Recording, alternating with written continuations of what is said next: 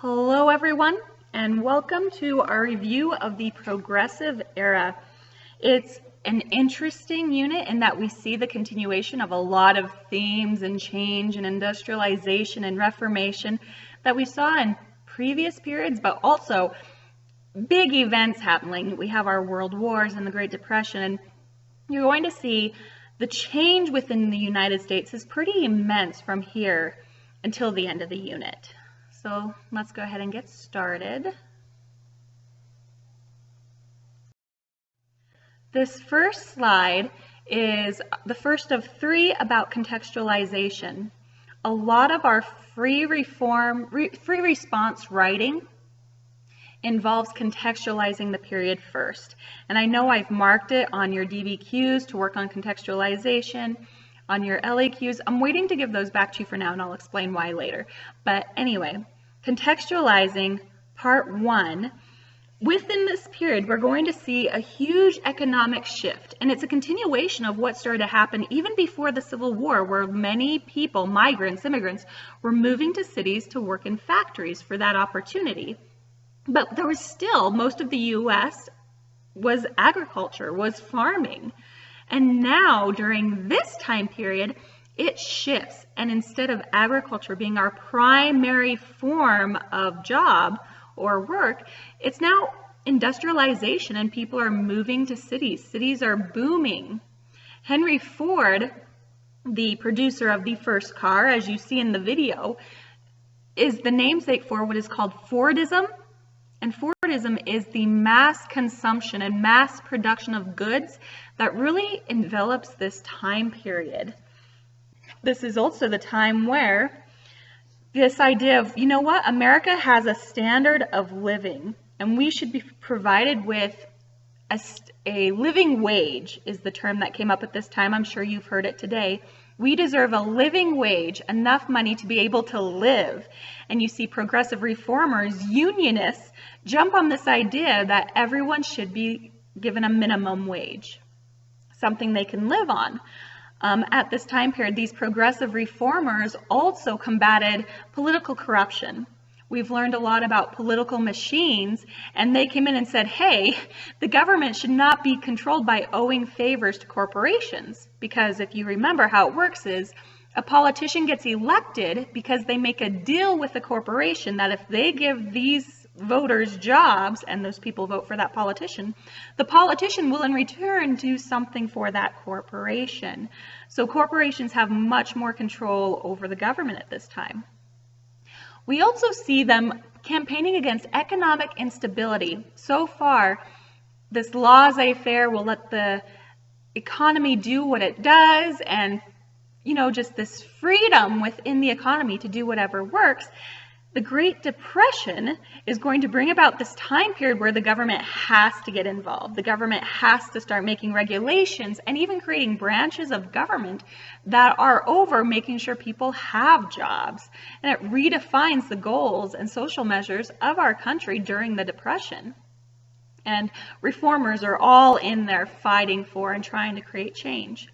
Also, social concerns. We've learned a lot about women's suffrage. This is where women's suffrage during World War I, well, after World War I, when women are finally granted the right to vote. Also, segregation is still a big concern, as well as immigration. So all of these events are happening economically during this time period. Our second slide on contextualization focuses on this mass culture. All the United States suddenly has access because of this mass production of goods. Everyone has a radio, there are theaters, there's ways for information to travel that were not available before, and the entire United States now has access to the same ideas. Of course, some people see this as wonderful, while others thought it was terrible because of the effects on the culture. The religious groups especially, but some reformers were afraid that morals and values, the national identity, would be too affected, would be degraded by what was in the media. The same things you see today. We can't let our young people be corrupted by the ideas being put out there, while others were very excited for the spread of information, the spread of education. We also have international and internal migrants. Now we have a lot of people immigrating into the United States, and the numbers vary because of different global situations. Some are coming because there's no economic opportunity where they are, but also now we have wars. We have political developments like the extinguishing of Jews all around the world. So people are flooding to America in different numbers because of many different reasons. Before it was primarily, let's go for opportunity. And now it's, we have to get somewhere else to save ourselves, to save our lives. So many different pressures. So America's culture develops, and then you have others coming in and influencing that by bringing their own culture with them.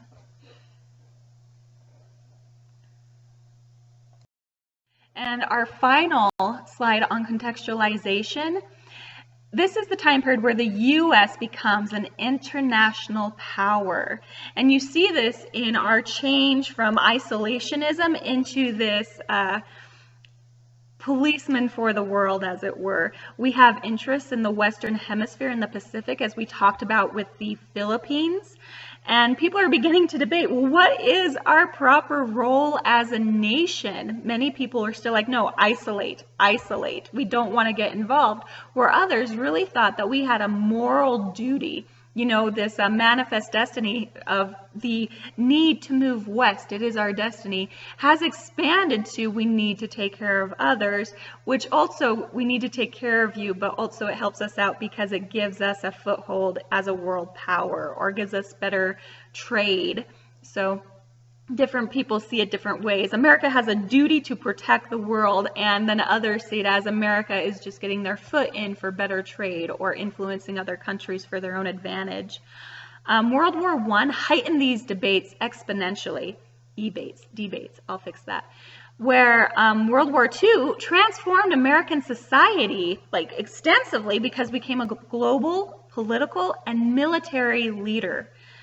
Throughout the entire world, these were world wars, the first of their extent. So contextualization, economic change, social change, and political change really influenced this time period. So we need to explain the similarities and differences in attitudes about the nation's proper role in the world, going about that more in depth. If you like, you can pause on these slides to kind of make yourself think what you know before we go in, but I'm just going to read them and then jump into the next slide. Imperialism, we talked about this, we debated this. Imperialists believed that America was destined for imperialism. We deserve this. There were many economic opportunities, also theories of race that were very racist, considered in today's point of view. Once again, that we have to help these poor people. We have to keep them a democracy instead of allowing them to do it themselves. What if another power were to come and take over and re-enslave them? So we owe it to them to be in charge of them. We also realize that this is in competition with many European empires who are chunking up pieces of the world. For instance, Britain is all over in Africa, taking over different areas. Also, the western frontier is closed. We have explored all of the American continent. It is ours, it's done. Now we have to find other places. And you also see, this is when the Panama Canal became a thing. We helped Colombia get their freedom from Spain, and then we said, you know what, if we could also dig a canal to help trade routes so we don't have to go all the way around South America, that would be great. So America controls the Panama Canal Zone, which is a 10-mile wide strip of land through which the route goes. We also have the Roosevelt Corollary, which is this extension on the Monroe Doctrine, that the United States has the right to act as an international police force to help people and to make sure that European powers don't intervene in our part of the world.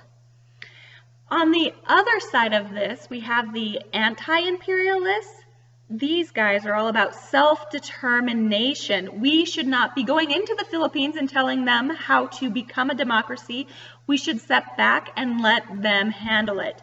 Our argument, the anti-imperialist argument, is we fought off our captors and then we made a nation. We've helped them, but now we should just get back.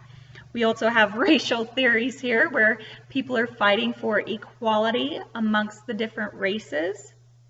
And still, these anti-imperialists were all about isolation. We should keep our eyes focused on home, on our own country, and keeping things running well here, because they realized that we were not without our own problems here. So why go seeking others? So next, we need to explain the effects of the Spanish-American War.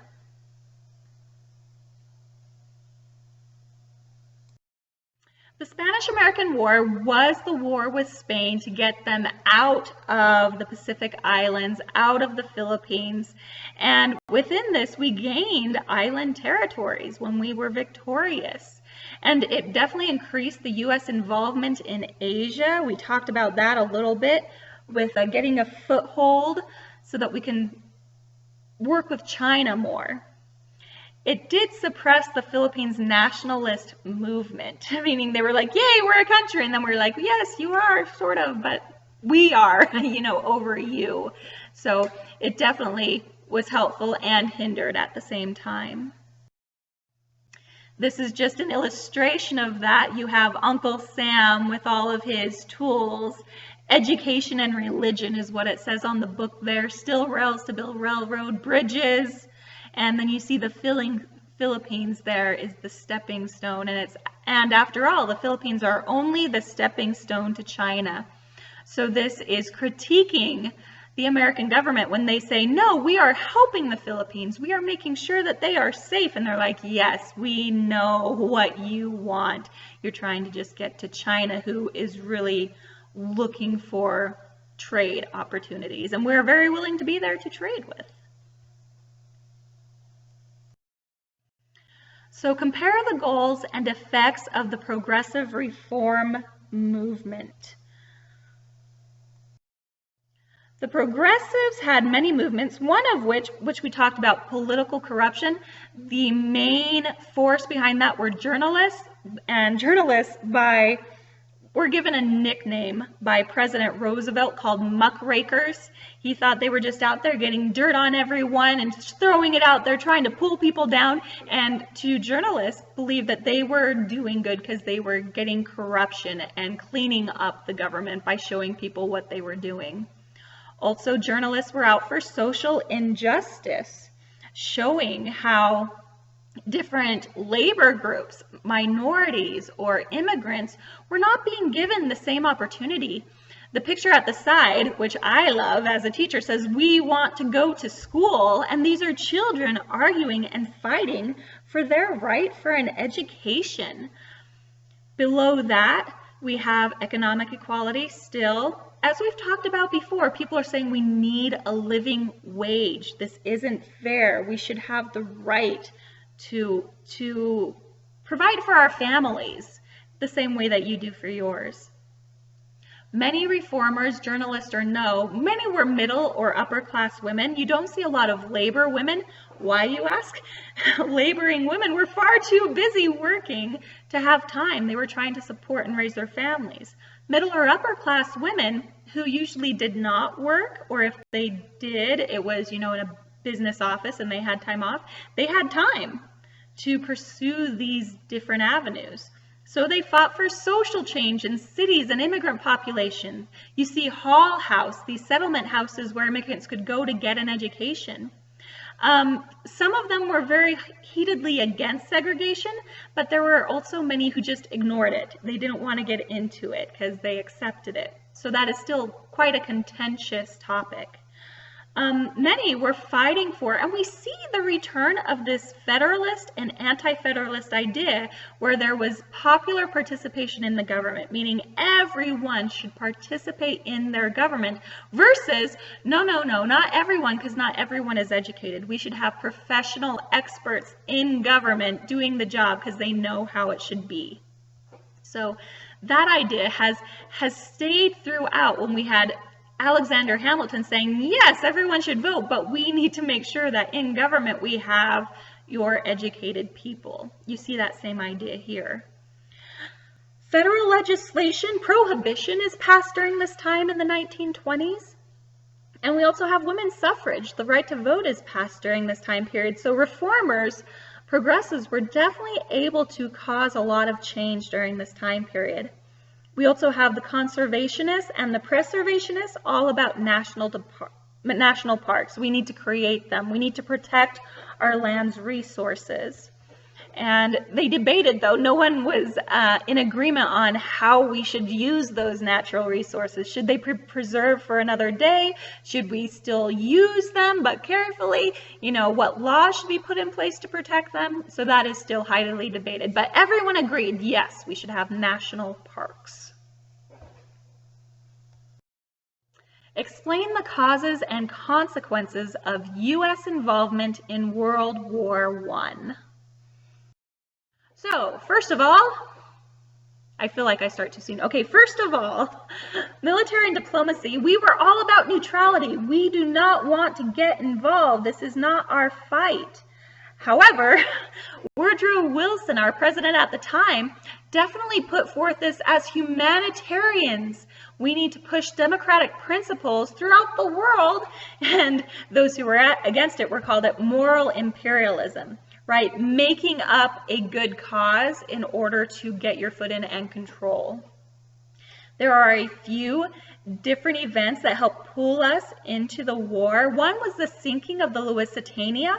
It was a British ship, and it was arguably shipping a load of arms, a load of weapons. However, it also had at least 1,198 civilians on board, and there were some Americans, 124 Americans on board.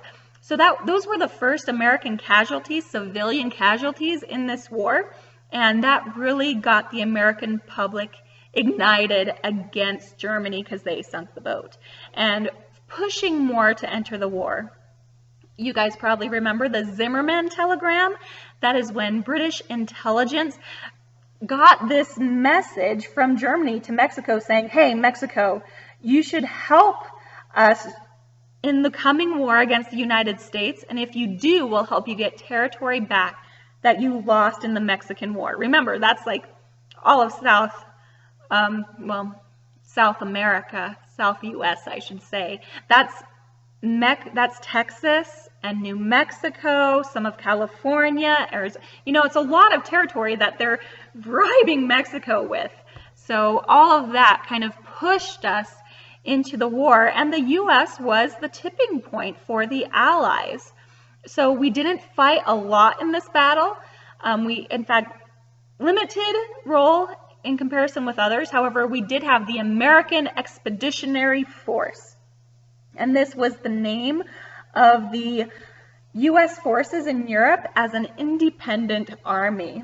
They were under John J. Pershing. He was a general who got these guys together, trained them, and they had relative success. And I'll show you a picture of them in a minute. The U.S. Senate did refuse to ratify the Treaty of Versailles or join the League of Nations, both of which are still in play today. And President Wilson was deeply involved in them and very supportive of them. I hope you guys learned more about them in our activity on the treaty as we saw the different viewpoints there. Here is the American Expeditionary Forces, just a picture of them trained and ready to go World War I soldiers, mainly active in France during World War I.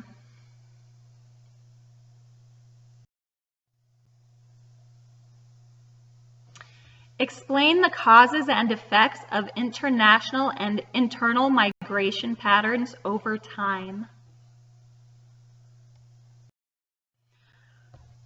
So, World War I at the home front, there was a lot happening in American culture at this time, and a lot of it was because of fear.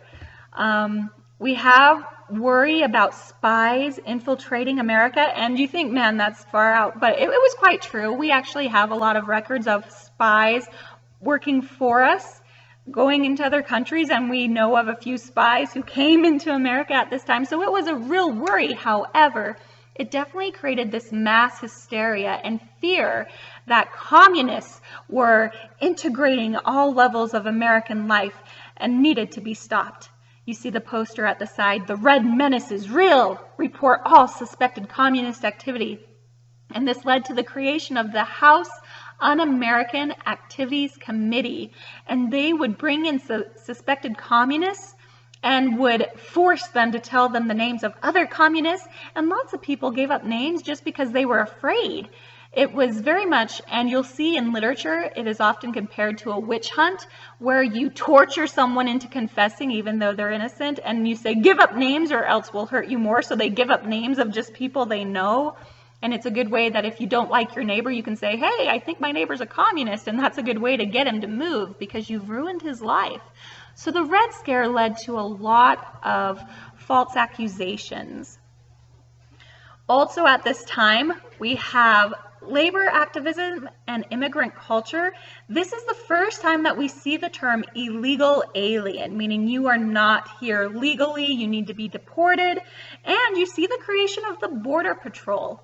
I bring this up because, you know, we have Border Patrol up here, so that's interesting to know that it is during World War I that it is created, someone to protect the borders and keep these illegal aliens. First time the term is used out of America.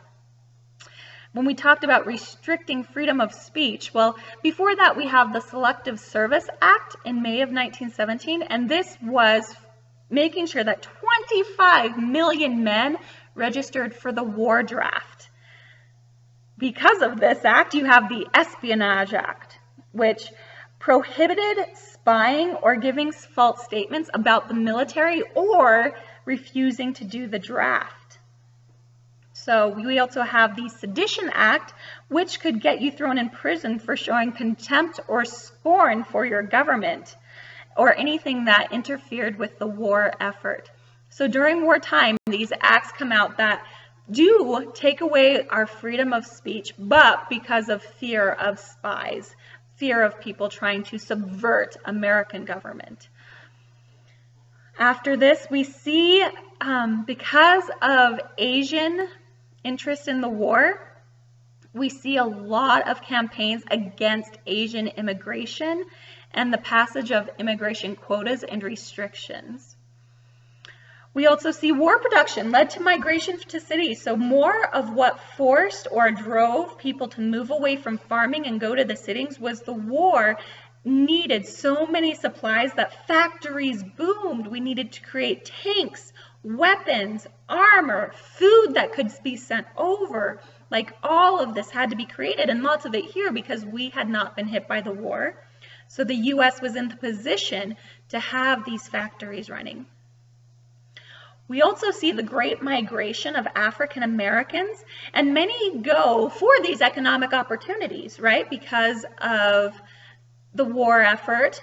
Factories, even in the South, are booming, and so people are moving to cities. However, much of it was to escape segregation or racial violence that was still prevalent within the South. And even when many moved to these cities, they still encountered discrimination.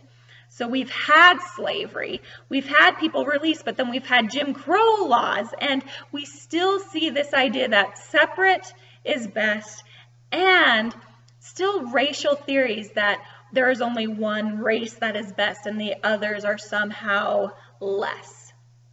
So we're still confronting that.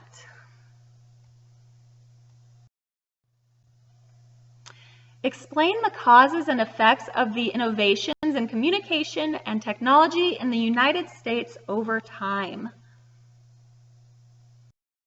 So in the 1920s, innovations in communication, you see the pictures on the side. We have radios, we have TVs, we have that piano, which is great with the little fan on the side, like looking at the pictures I have here. Definitely kind of, this is where the steampunk era, where people look back to when they think steampunk. Anyway, we have new technologies and manufacturing that produce goods and improve the standard of living so that everyone could afford these things. Also, greater personal mobility. People could move from city to city quite easily and still keep in touch with friends and family, where before, if I were to move west and go out, I might never get to see or even talk with my family again. Now, that's very possible. New forms of mass media with radio and cinema, which spread a national culture. And that's when you see big stars booming who set patterns of class and style that Americans begin to mimic. We also see greater awareness of regional cultures, just this awareness that in the South, this is how they act, because we have movies portraying those stereotypes. If you live in the city, this is how you act. And you know, the whole United States sees these stereotypes being portrayed on the big screen or in radio.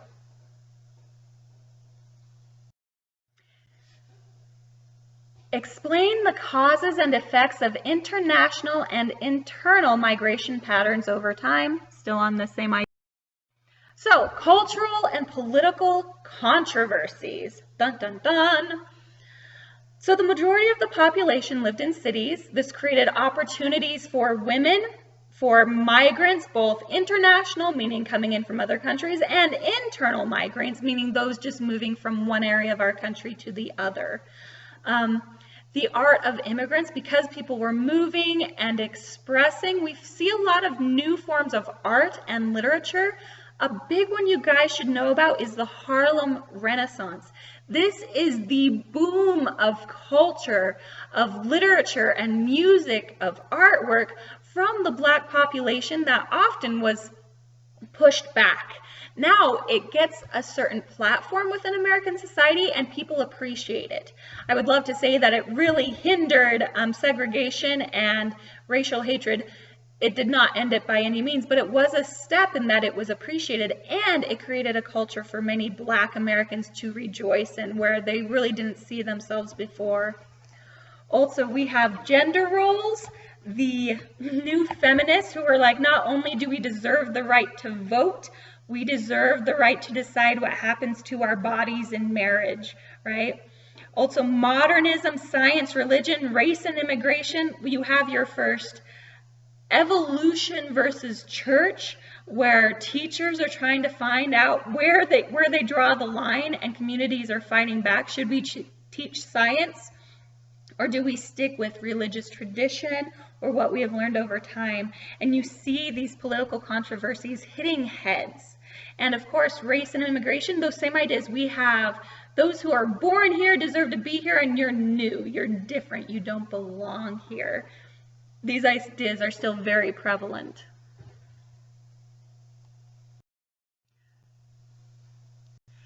Explain the causes of the Great Depression and its effects on the economy. So the Great Depression, this was part of the transition from rural to urban, because you see jobless men trying to find work.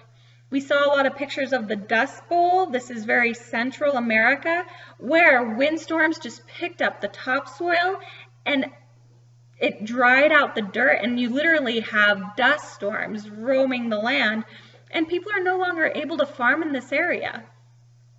Mass unemployment, millions of Americans without jobs, and it forced America under Franklin Roosevelt's New Deal program to create government agencies that provided jobs and provided money and care for people to help change the direction of the economy.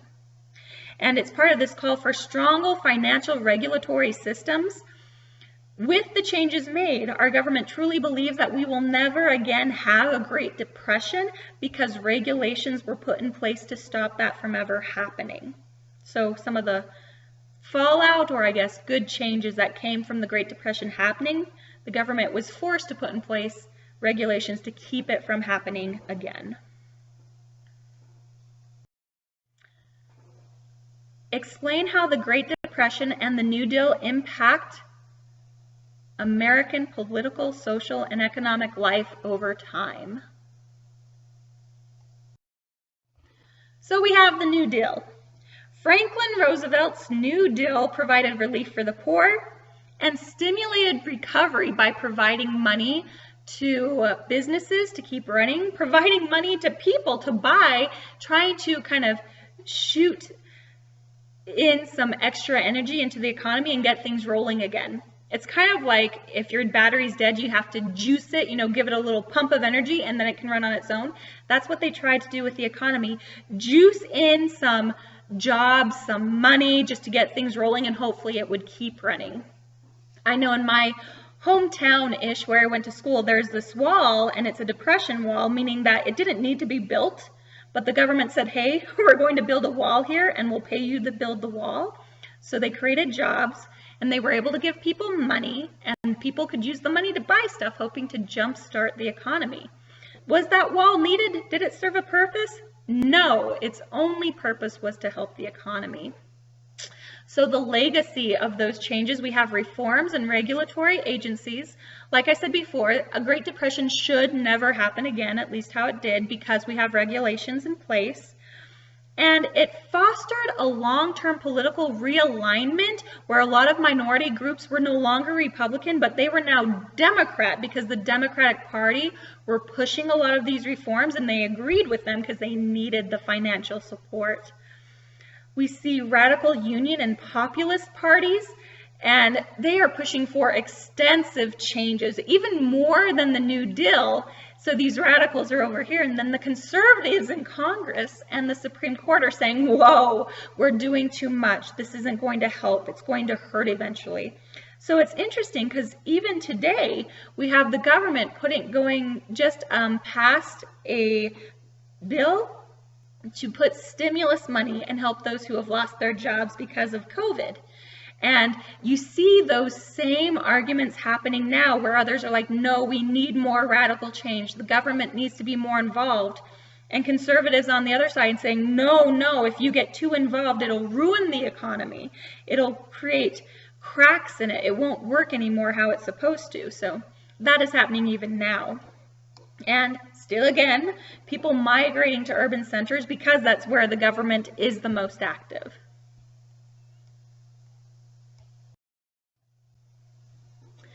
Explain the similarities and differences in attitudes about the nation's proper role in the world.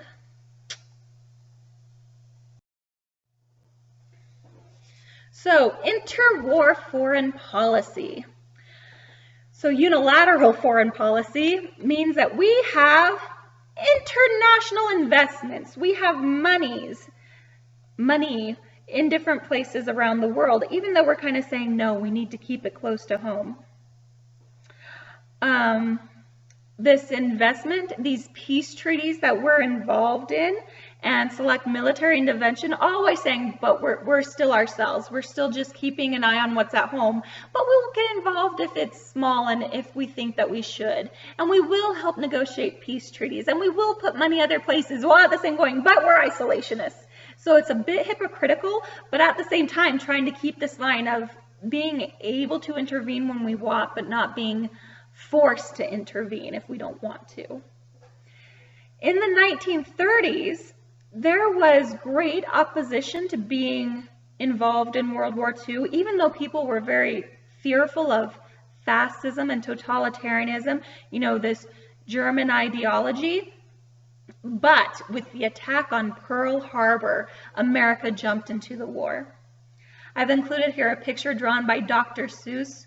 Ho hum, once he's finished pecking down that tree, he'll quite likely be tired. And so it's making fun of America's idea of isolationism because that was the general idea.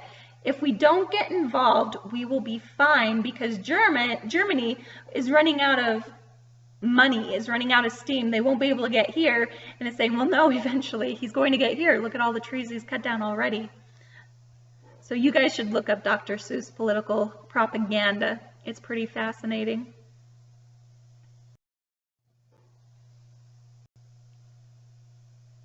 All right. Explain how and why the U.S. participation in World War II transformed American society. So World War II, it literally ended the Great Depression because it created jobs, hundreds of thousands of jobs, with men needing to join the military, that was a source of money, and then people needing to take over their jobs, minorities and women, ended the Great Depression because of the influx of jobs. U.S. industries not only equipped our soldiers, but they did the Allies as well, and this new influx of supplies, not just men, helped us win the war. Women and minorities got economic stability and took over jobs that they wouldn't have been allowed to before, and it helped change some perspectives of, well, you don't do this because you can't, right? Women don't work in factories because they don't have the minds for it, and now it's like, oh, actually they did a really good job. So that was not right, and that helped push and change some ideas. However, during World War II, we also see the internment of Japanese Americans. Some of this is the windfall of the Red Scare, this idea of, oh no, the Japanese, we're fighting them, and there are Japanese living here, and we need to keep an eye on them so they can't spy on us. So we're going to put them all in these camps in the same place so we can keep an eye on them. And so Japanese internment camps mostly happened in Western America, California, Oregon, Washington, Idaho, you know, that. And literally, Japanese Americans, no matter how long they had lived here, generations, or had, you know, immigrated recently, were forced to move into these camps with bare buildings, communities, food shipped in. It was really quite a depressing part of our history. And many people debated that. It didn't seem right. We did have a lot of migration increase from Mexico, people coming over the border, despite contradictory government policies saying, hey, no more immigration. We still saw a lot of immigration. I enjoy these pictures. One is from Iwo Jima, where my grandpa served, which was exciting, that top picture. The raising of the flag is quite popular. And then to the Axis from USSR and the USA. And, you know, it's just nice to see that our forefathers also had a sense of humor. This is a picture of Japanese internment camps. You can see it wasn't just a relocation, it was an imprisonment. Those are barbed wire fences around these camps.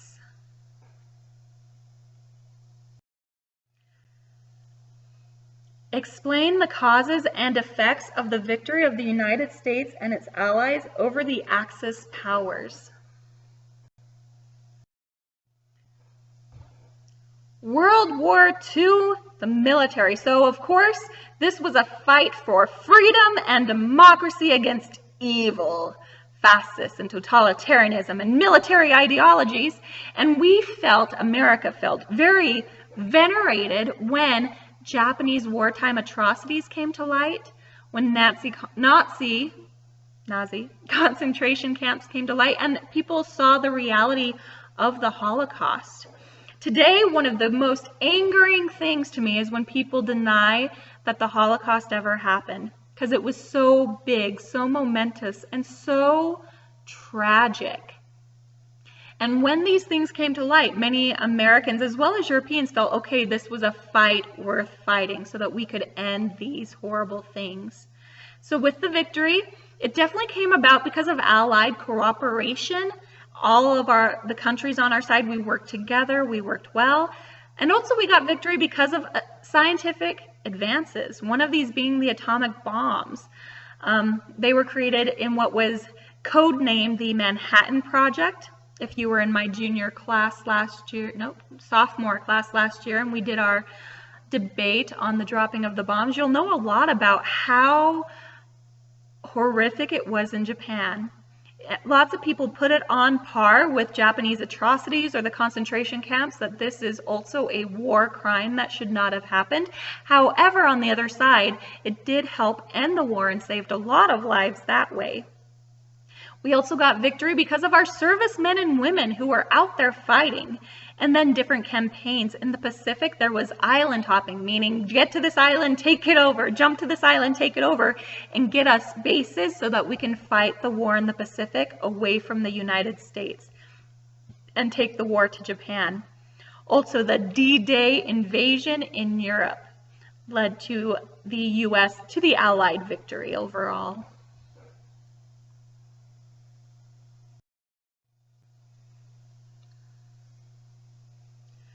These pictures are from the Holocaust, and I looked to find pictures that would be good to show you that weren't too horrific, but also got an idea of what happened in the time period. One of them, of course, is of the children standing behind the barbed wire fence, you know, in their striped pajamas, which makes me teary-eyed. I chose the picture of the group of men because of how skinny they are. It is not one of the worst pictures, but it definitely gives you an idea of how horribly they were treated. They were not fed or clothed or anything. And then one of the worst pictures that you'll ever see, in my opinion, are the pictures of hats or shoes or glasses. Millions of shoes here. And they're all shoes of people who were killed in a concentration camp. It makes me a little teary because of how awful it was.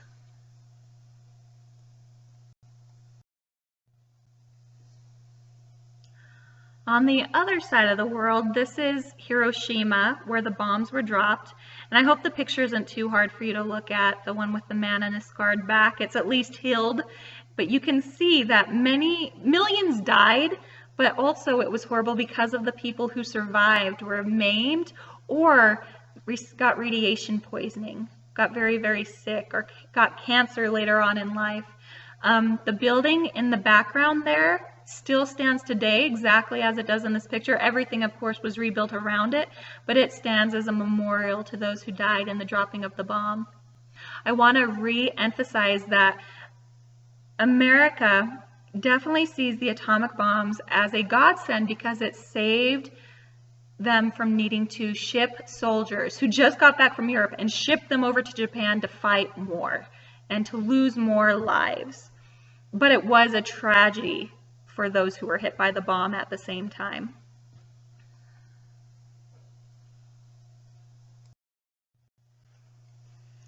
Explain the consequences of U.S. involvement in World War II.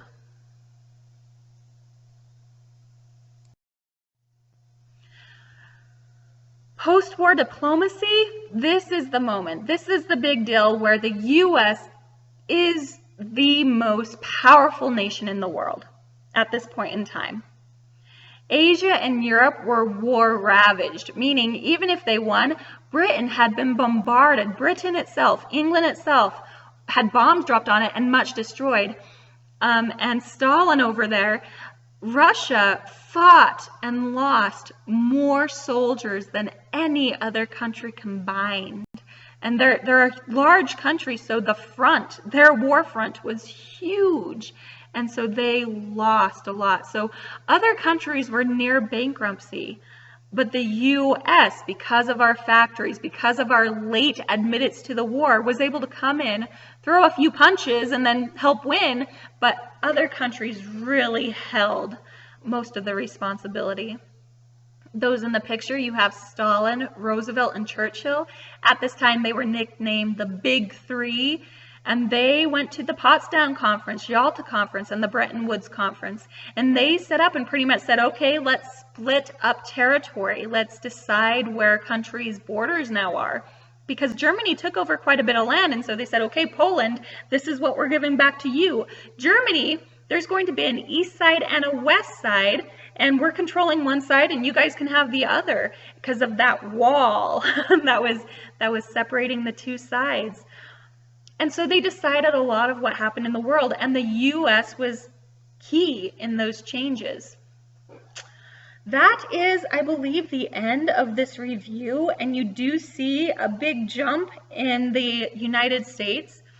A lot of ideas are continuing on, but the world wars, the push for reformation that now had backing with women working in factories, and, you know, revolutions within art and culture were really important for this time period.